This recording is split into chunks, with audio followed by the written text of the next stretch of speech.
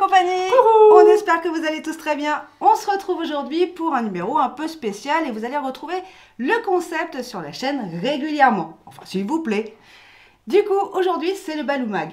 Oui. Et oui, toutes les semaines, ou au moins toutes les 2 semaines sûres, on vous fera un petit mag de toutes les nouveautés, les choses qui peuvent arriver en information sur les parcs.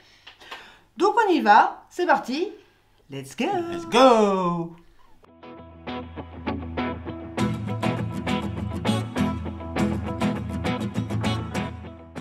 Avant d'énumérer les points que nous allons voir dans ce Balou Mag, on aimerait fêter un joyeux anniversaire à notre petit Noël. Et oui, une petite souris m'a dit que c'était ton anniversaire. Donc du coup, joyeux anniversaire, faites ça bien. On t'envoie plein de gros bisous à Normandie.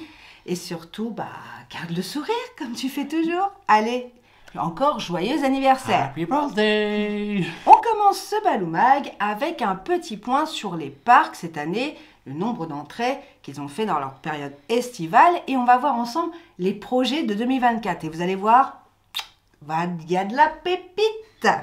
Ensuite, nous allons voir les nouveaux restaurants qui sont entrés dans le service Click and Collect à Disneyland Paris. En troisième, on verra la nouvelle soirée qui a été annoncée par Disneyland Paris il y a quelques jours, la Christmas Night. Et on vous expliquera quelques petites astuces de raisin. Ensuite, on va faire un petit rappel des dates de la saison de Noël 2023 de Disneyland Paris, ainsi que l'hiver gourmand 2023-2024. On va se régaler. Ensuite, on vous annoncera bien évidemment l'annonce de la prochaine vidéo, puisqu'elle concernera les parcs qui fêtent Noël en 2023. Et enfin, on finira par la FAQ liée aux dernières vidéos mises en ligne sur la chaîne YouTube. Et oui, parce que ça peut aider beaucoup de gens. Des questions très judicieuses, donc merci à vous.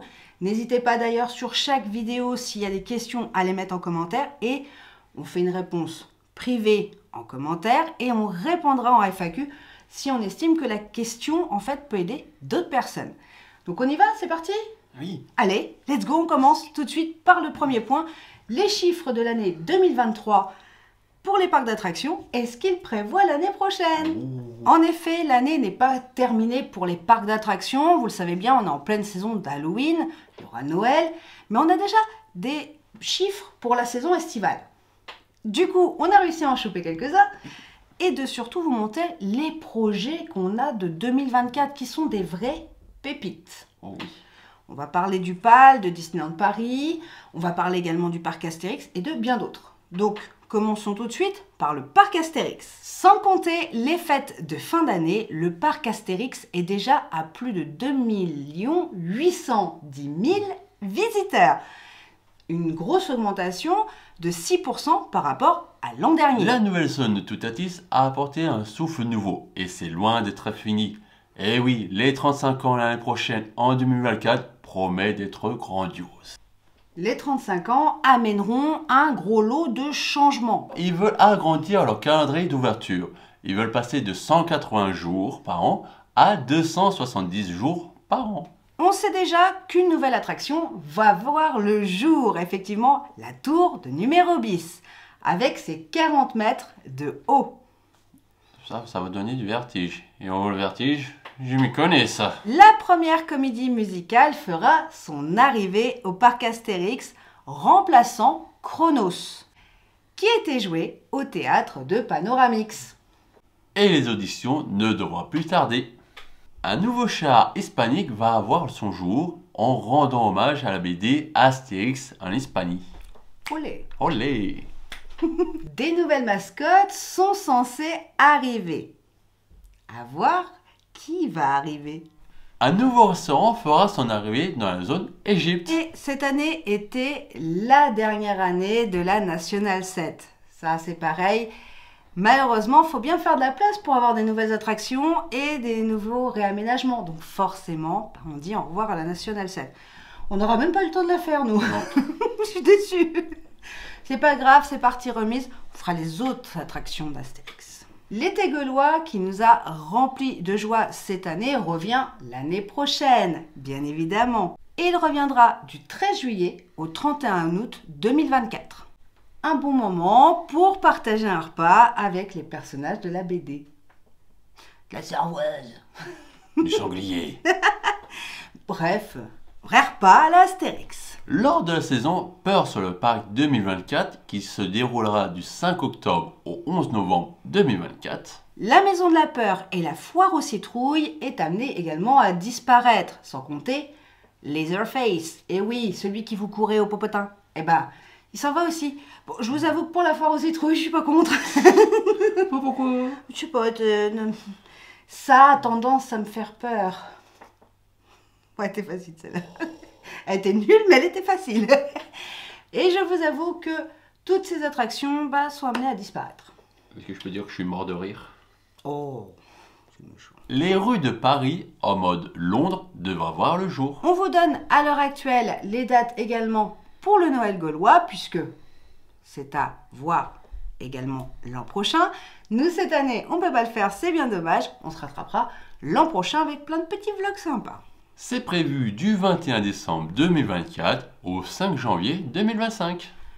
Toutes ces nouveautés vont amener de l'eau au moulin, bien évidemment, mais il y en a bien d'autres, y compris l'agrandissement du complexe hôtelier. Nous ferons bien évidemment des vidéos au fur et à mesure que ces changements opèrent, puisque vous savez que l'année prochaine, on refait des tours dans les parcs. Bon, je vous avoue qu'il était temps. Et le parc Astérix me manque beaucoup.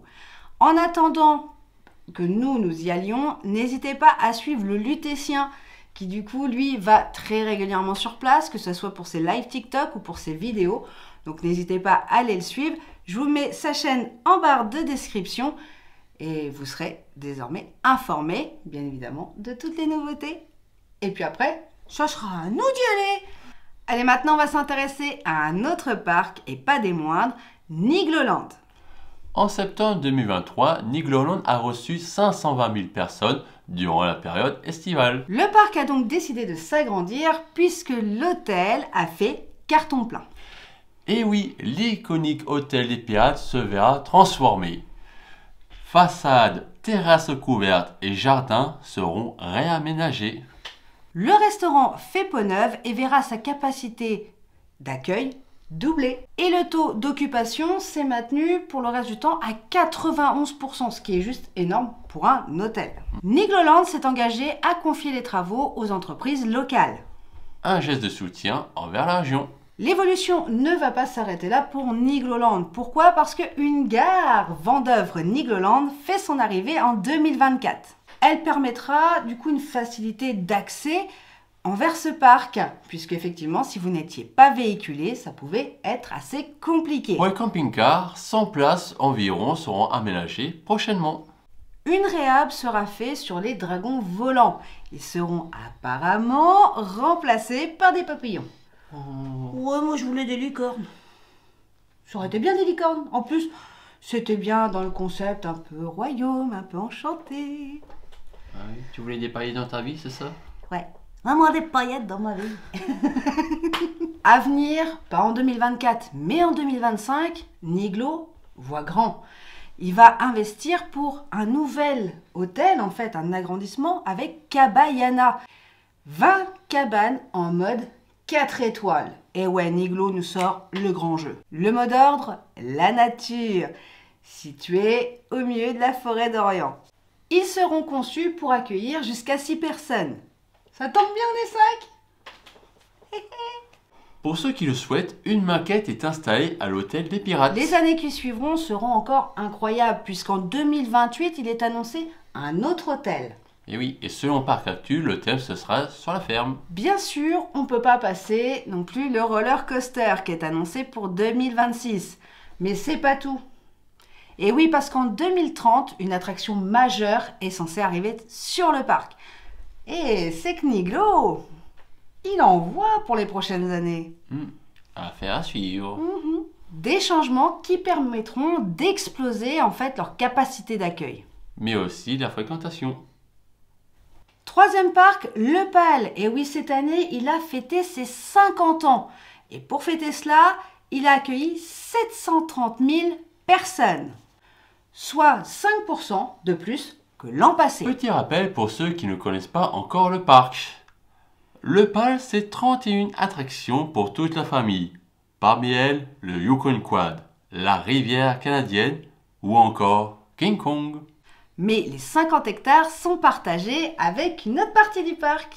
Avec plus de 1000 animaux des 5 continents du monde, comprenant espèces sauvages et espèces menacées. Pour continuer son évolution et sa progression, le parc prévoit quelques nouveautés. Une nouvelle zone sur le thème de la Scandinavie avec une attraction aquatique de furieux. 12,5 millions d'investissements. En parlant d'attractions, parlons de ce water coaster qui ouvrira ses portes en 2024. Le Fjord Explorer qui promet une expérience à hauteur de 30 mètres de hauteur avant de finir sa course dans une chute de 20 mètres.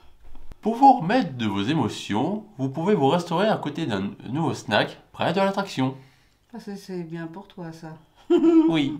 Ça promet un projet bien florissant pour ce quinquagénaire. Nous, ça sera notre première fois cette année si on arrive à y aller. Normalement, c'est prévu. Et je vous avoue, je suis assez pressée. On va passer maintenant à Walibi Rhône-Alpes. Ce parc situé à Asnières-Vérin-Thuin, il comptait dépasser son chiffre de fréquentation de 2022 avec plus de 600 000 visiteurs. Même si à l'heure actuelle, on tourne la vidéo, on n'a pas les chiffres de cette année 2023, il est fort à parier qu'il fasse comme la plupart des parcs français et exploser son chiffre de fréquentation. Mais en 2024, il fêtera ses 45 ans et le fêtera en grande pompe. Effectivement, avec un investissement de 10 millions d'euros. Le nouveau coaster Hot Racer, le Mauka, verra le jour en 2024. Il aura sa place dans la zone exotique Island qui a été inaugurée, elle, en 2022. Ce que l'on sait, il proposera un parcours inédit spécialement conçu pour le parc. Les trains seront lancés à une vitesse maxi à plus de 64 km/h avec un parcours de 600 mètres et à 18 mètres de hauteur. Il promet 13 airtime, ce qui peut en faire rêver beaucoup. Les images actuelles viennent de la chaîne YouTube Attraction 360 et concernent l'attraction à Sydney qui peut nous donner un premier aperçu. Maintenant, rajoutez à cela une théma de temple abandonné située dans le Pacifique Sud. Avouez, ça laisse rêveur. Mais rêveur de magie. Ce nouveau coaster fait partie du plan d'investissement, en réalité de 47 millions d'euros, qui a débuté en 2016 et qui s'arrêtera en 2025. Au niveau de la date d'ouverture, on n'a pas de date précise. On sait juste qu'il doit ouvrir entre mars 2024 et juin 2024. On passe au Futuroscope, le premier site touristique de la Nouvelle-Aquitaine maintient son cap. Comme Walibi, on n'a pas su attraper les chiffres de cet été. Son plan Vision 2025 annonce quand même de belles choses pour cette année encore. Aquascope, eh bien oui, c'est la nouveauté tant attendue de 2024. Un parc aquatique couvert qui proposera des activités multiples et à sensations accessibles aux familles avec des jeunes enfants. Individuel ou collectif, de la descente en bouée aux vagues géantes en passant par des courses de vitesse, il y en aura pour tout le monde. Même si l'attente est encore longue, je dois bien vous avouer, jusqu'à l'été 2024, on a quand même d'autres nouveautés. Et ouais, le Futuroscope met le paquet cette année. 3 nouveautés dans la zone Futuropolis. Une de nos zones préférées, je dois avouer, même si on est adulte. Oui. La rivière des bûcherons. Un flume probable théma sur la forêt, centré plus vers les enfants. La centrale hydroélec. La balançoire géante de 12 mètres de haut. Je dois avouer que niveau enfant, ça en voit quand même. Hein. Une nouvelle salle de cinéma à l'attention des plus petits.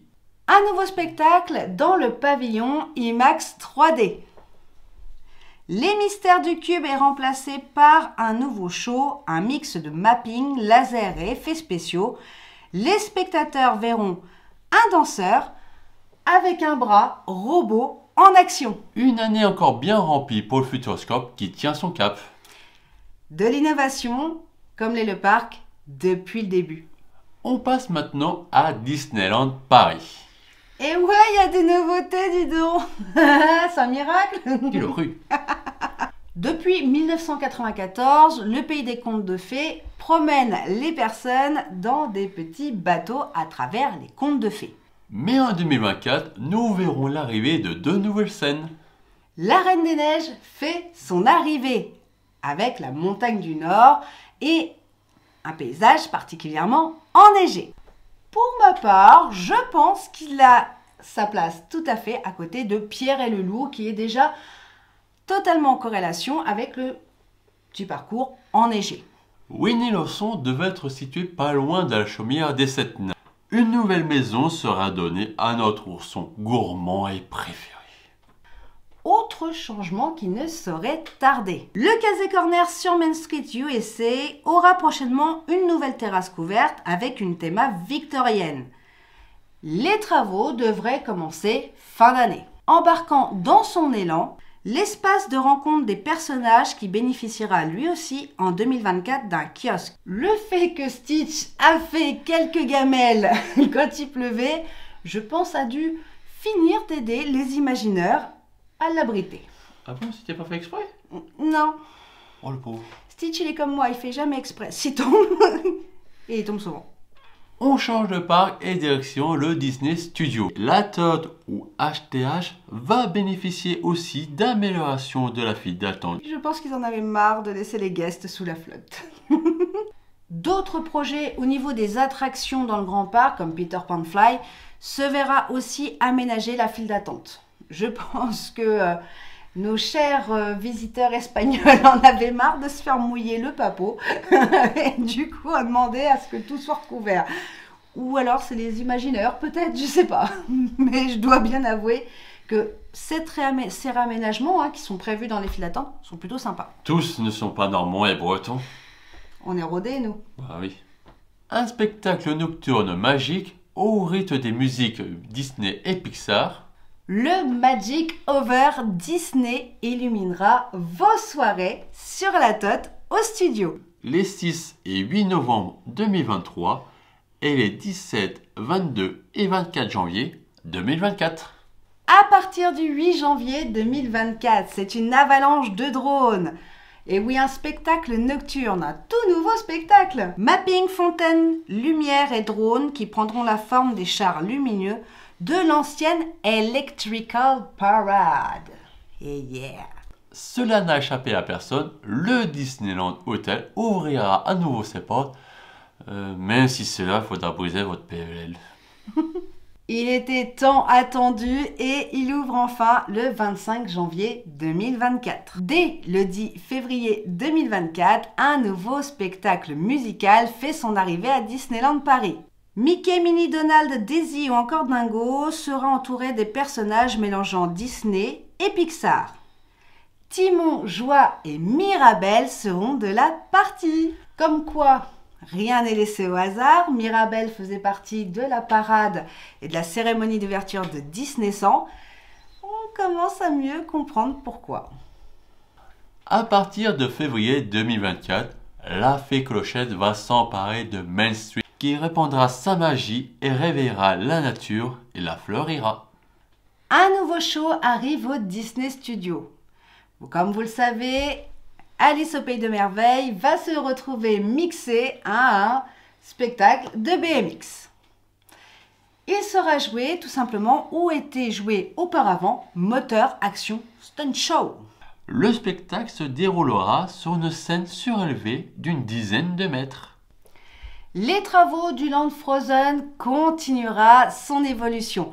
Bien évidemment, on n'a pas de date encore d'ouverture officielle, donc on attend ça de pied ferme. D'autres nouveautés sont annoncées concernant Disney. Cependant, pas de date d'ouverture à donner. On peut parler du jardin anglais inspiré des personnages Disney préférés, le jardin réponse comprenant une attraction dédiée sur une base de Madateur Stick-Up. Pour les parcs français, les nouveautés s'arrêtent ici. Si bien évidemment il y avait d'autres nouveautés, d'autres ouvertures d'attractions ou de zones, eh bien nous ne manquerons pas de les rajouter aux mags qui arriveront par la suite. Par contre, nous ferons un point sur les nouvelles attractions 2024 dans les parcs étrangers dans les prochains mags. Il est temps de passer au deuxième point de ce mag, les restaurants compris dans le Click and Collect de Disneyland Paris. Et oui, ces restaurants qui permettent en fait un accès beaucoup plus rapide à vos menus, à vos commandes, eh bien s'agrandit. Ils sont désormais au nombre de 8. Il y a Casey Corner sur Main Street, Café Hyperion à Discoveryland, le restaurant en coulisses au Disney Studio, le Hakuna Matata à Adventureland, le La Chance Café, la Casa de Coco et le Cowboy Cookout à Frontierland. et enfin le chalet de la marionnette à Fantasyland. La nouvelle soirée de Disneyland Paris. La deuxième que je loupe cette année. The Christmas Night. Et oui, c'est le nom de la nouvelle soirée. Alors effectivement, le menu de la soirée n'est pas dévoilé.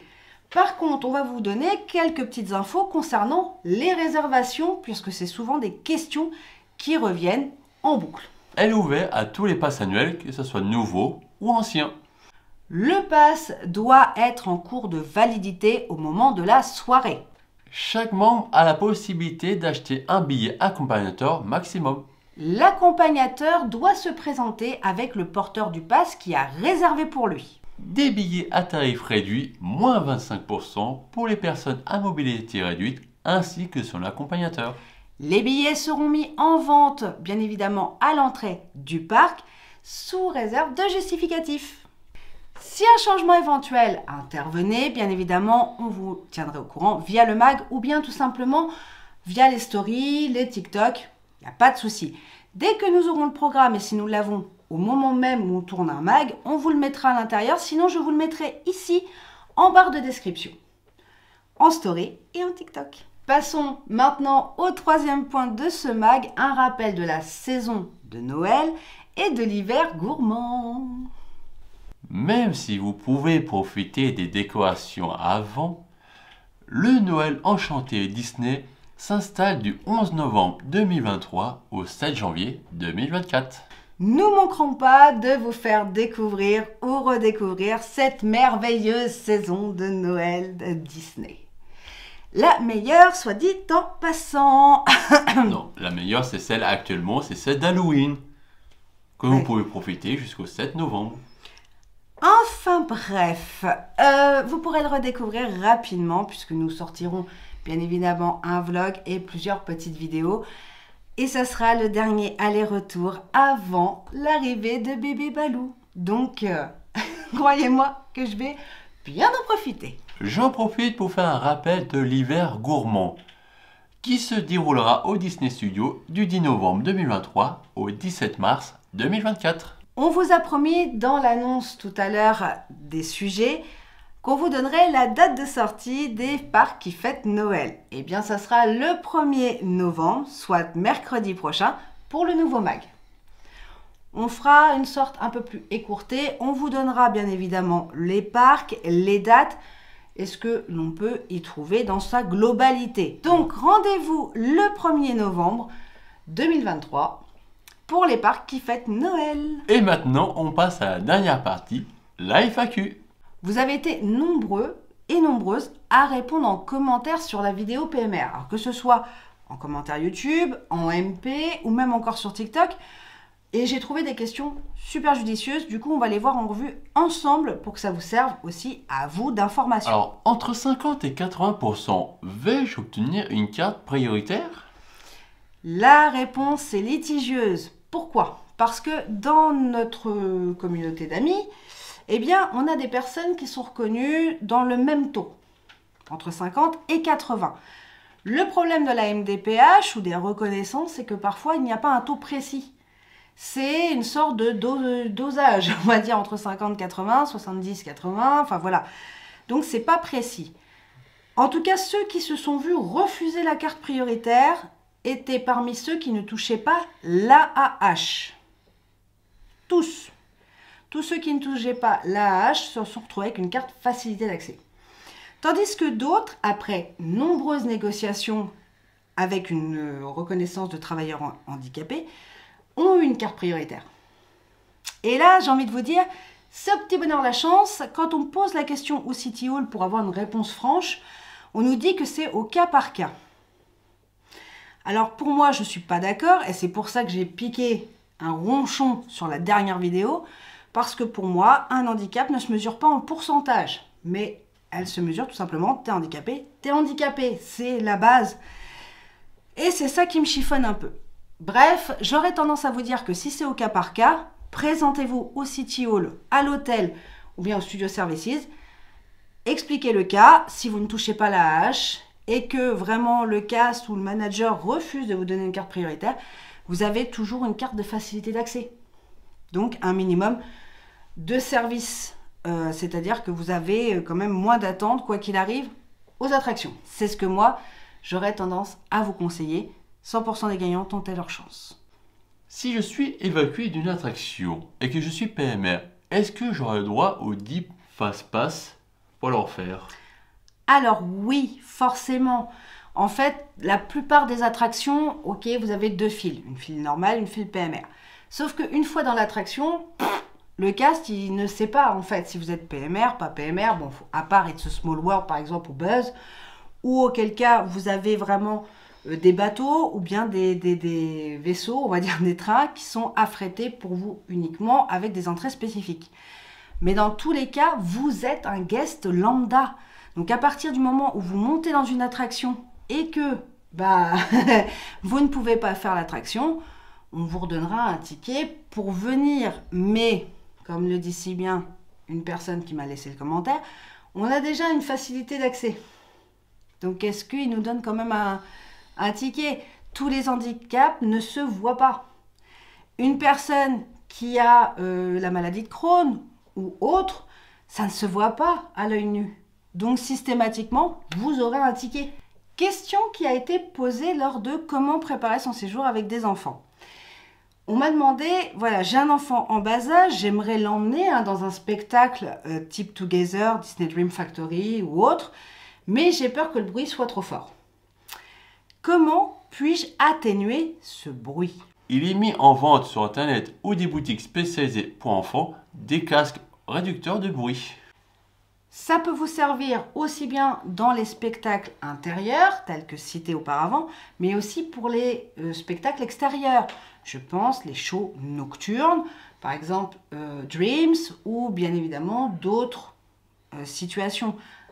Là, pour les feux d'artifice, c'est un bruit qui est certes sonore, mais aussi interne. On sent comme des vibrations. Là, par rapport à ça, je ne peux rien faire. Par contre, il y a deux choix qui s'offrent à vous, forcément.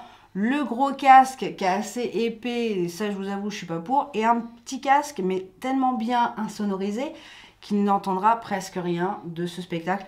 C'est ce que j'utilisais. C'est pour ça que Théo, je l'ai emmené à 2 mois, parce que j'utilisais ça, pour ne pas qu'il soit embêté. Et je vous avoue qu'il piquait son meilleur roupillon, étant donné que la pièce étant sombre, je vous avoue, il dormait comme un loir. Et il n'était pas ennuyé par le bruit. Maintenant, chacun voit midi à sa porte. Si vous préférez vous priver des spectacles et ne pas acheter ce casque, chacun fait comme il veut. Il n'y a pas de jugement à avoir. Et d'ailleurs, je remercie beaucoup Valou pour ton retour, parce que elle a bien stipulé qu'elle n'emmenait pas ses bouts de chou trop tôt, justement pour éviter ça. Désormais, il y a beaucoup de choses de mis en place et je vous avoue que je respecte son choix comme elle respecte le mien. Est-ce que Disneyland Paris fournit des protections auditives pour les spectacles? Non, il n'en donne pas en fait tout simplement, ou en tout cas pas à notre connaissance. C'est à vous de prendre vos précautions avant de venir ou bien de ne pas directement aller au spectacle. Ce qui est fort dommage, c'est vrai. Donc, pensez-y avant de venir. Si par exemple vous vous sentez mal ou votre enfant n'est pas bien pendant un spectacle, c'est des choses qui peuvent arriver, vous avez le droit de sortir. Pour cela, je vous invite à vous diriger vers le cast en fait le plus proche de vous. Il vous guidera jusqu'à la sortie de secours. J'ai vu dans tes vidéos qu'il n'y avait plus de boissons chaudes avec les Magic Pass. Ce n'est pas ça que j'ai stipulé dans tout simplement la vidéo du Sequoia Lodge. J'ai stipulé que au Sequoia Lodge, désormais, il y avait donc des machines à café dosettes, des dosettes de lait, de café différents, il y a du thé et une bouilloire en fait. Mais il n'y a c'est surtout plus de machines dans les étages. Donc, voilà, vous pouvez chercher votre machine avec votre Magic Pass, ça ne servira à rien, vous n'aurez pas. C'est valable pour le Sequoia Lodge, le Newport Bay et l'hôtel New York. Par contre, pour le Santa Fe et le Cheyenne, c'est différent. Ils ont toujours des machines. Certes, c'est pas dans tous les bâtiments, il va falloir vous servir du plan qu'on vous donne à votre arrivée, mais dans tous les cas, il y en a encore. Et oui. Donc pour le moment, mais est-ce que ça viendra changer? Je ne sais pas. Je n'ai pas la réponse, je n'ai pas la science infuse. Je vous ai juste prévenu qu'au Sequoia Lodge, il n'y en avait plus. Newport Bay et New York. Pourquoi ça a été mis en place? Eh bien pour plusieurs raisons. Déjà, l'abus des Magic Pass. Certains Magic Pass dataient de plus de 2 ans. Donc forcément, au bout d'un moment et au bout d'abuser, Disney, il n'est pas fou, hein, il perd des sous. Donc systématiquement, c'est compris dedans, certes, vous en profitiez pas, ça c'était au bon vouloir de chacun. Ensuite, on a un partenariat entre Lavazza et Disneyland. Donc forcément, là aussi, je pense que ça doit y jouer pour beaucoup. Le seul point négatif, je trouve, moi, à mon avis, sur ces machines-là, c'est qu'on a des dosettes de café. C'est bien, on a du thé, c'est cool, mais le chocolat chaud pour les enfants, il passe au travers. Par exemple, Ed n'est pas un grand amateur de café, lui il est plus chocolat chaud.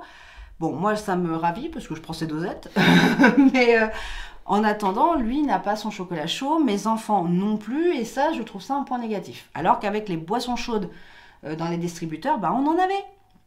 Alors peut-être qu'il serait judicieux de mettre un petit peu moins de dosettes de café, parce que là on en avait 6 hein, carrément, et de mettre peut-être plutôt 2 dosettes de chocolat ou 3 dosettes de chocolat, faire moitié-moitié, moitié café, moitié chocolat, et du coup laisser le thé. Voilà, ça pourrait être sympa, ça ferait un dosage pour tout le monde, papa, maman et les enfants. Et rajoutez du sucre les gars, parce que alors, c'est light hein, quand même niveau sucre. Hein. Enfin, moi j'aime bien 2-3 sucres dans mon cappuccino, alors vous vous dites bien que ça va vite. Ah, c'est du sucre allégé. En fait, c'est pas un café au sucre, c'est un sucre au café chez moi. On arrive à la fin de cette vidéo, donc c'était le premier Balou le Mag. Bien évidemment, il y en aura d'autres. Si le concept vous plaît, bien évidemment, n'hésitez pas à le dire en commentaire, comme toujours. De poser vos questions pour les prochaines FAQ, parce que ça sert toujours. Ce que vous posez n'est jamais bête. Ne me dites, arrêtez de me dire, j'ai une question bête. Il n'y a aucune question bête, il n'y a que des questions. Le reste, eh ben, il n'y a pas de souci, on y répond. Et effectivement, on arrive à la fin de cette année, on commence à gentiment glisser vers la fin de l'année. Et décembre, vous savez, il va être un peu compliqué chez nous, puisque bébé Balou pointe le bout de son museau début décembre, s'il ne fait pas d'heure sup. Donc pour le coup, bah, effectivement, on va préparer un petit calendrier de l'Avent. On va essayer de vous faire le max de vidéos le plus possible journalière, en fait, jour par jour, comme j'ai fait l'an dernier. J'annonce mon calendrier maintenant. Pourquoi? Parce que on va commencer à tourner certaines vidéos. Comme vous le savez, je vais accoucher début décembre et forcément, pendant 3-4 jours, je vais être à la mater. Alors, je vous ferai quand même une petite vidéo en mode « Coucou, bébé Balou est là !» Cette année, le calendrier de l'Avent sera sur les parcs d'attractions, mais plus précisément les zones thématisées. Je m'explique. Mon petit rayon de soleil, Lila, m'a parlé d'attractions. Il m'a dit, mais j'aimerais bien savoir ce qui s'y passe dans ces attractions. Et ça m'a donné l'idée de faire un calendrier de l'Avent avec chaque jour, eh bien, un land. Tout simplement, donc ça va être un land Disney pour commencer, puisque Disneyland Paris, on les connaît par cœur. Ensuite, on va partir sur Astérix, puis Niglo, et ainsi de suite. Et pour le coup, jusqu'au 24. Et le 24, eh ben, on va faire comme tout le monde, à moins que bébé fasse des heures sup, comme je le disais tout à l'heure, ou auquel cas, la dinde va me passer sous le nez. Bref, en attendant, on se dit à vendredi pour ce bilan YouTube. On n'oublie pas de s'abonner, de liker et de partager si besoin, d'activer la petite cloche, bien évidemment, pour être alerté de toutes les notifs. Et surtout, on n'oublie pas de... garder le sourire. Ouais, allez, Je vous laisse, je vous fais de gros poutou poutou poutou et je vous dis à vendredi. Bisous les loulous, ciao.